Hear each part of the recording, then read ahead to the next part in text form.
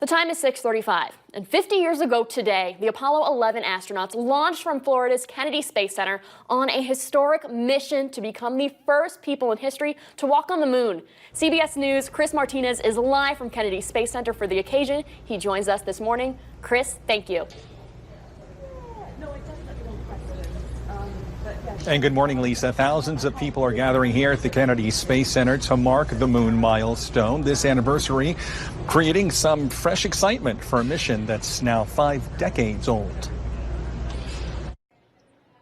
At NASA's Kennedy Space Center, this exhibit celebrating the Apollo 11 mission is drawing crowds from around the globe, 50 years after the spaceflight captivated the world. Liftoff. We have a liftoff. 32 minutes past the hour. The Apollo 11 mission launched from Florida on July 16, 1969 at 9:32 a.m. 4 days later, the spacecraft's crew of Neil Armstrong, Buzz Aldrin, and Michael Collins successfully landed on the moon, taking man's first steps on the lunar surface. That's one small step for man,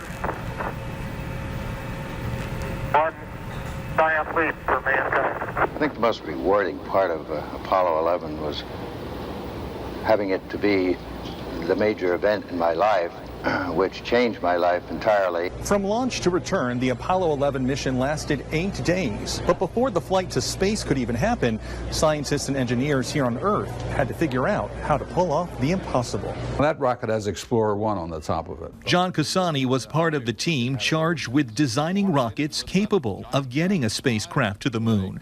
After the mission's success, he says the so-called Apollo effect led to a surge of interest in engineering and space. And that's the thing that really enabled the whole space exploration program to move forward after that. The fact that we had to fill the pipeline with the kind of talent and people, the interest in what was required. That one small step for man, paving the way for decades of new missions to the final frontier. And that includes new missions to the moon called the Orion program. NASA hoping to launch its first test flight for Orion by the end of next year, with plans to send astronauts back to the moon in 2024. Well, Lisa, Chris, back to you. Thank you. And Chris, please tell me then, with Orion, what do they hope to achieve and find on these missions? Well, this is something that NASA has been pushing for some time, trying to get these missions, these Orion missions, up and running and getting a manned mission to the moon, because the hope is that that could potentially be a precursor to other manned missions, perhaps at some point to Mars. So that is going to be a mission that people will be watching very closely, and we will see ultimately what comes of it. Chris, thank you so much for joining us this morning. Right now.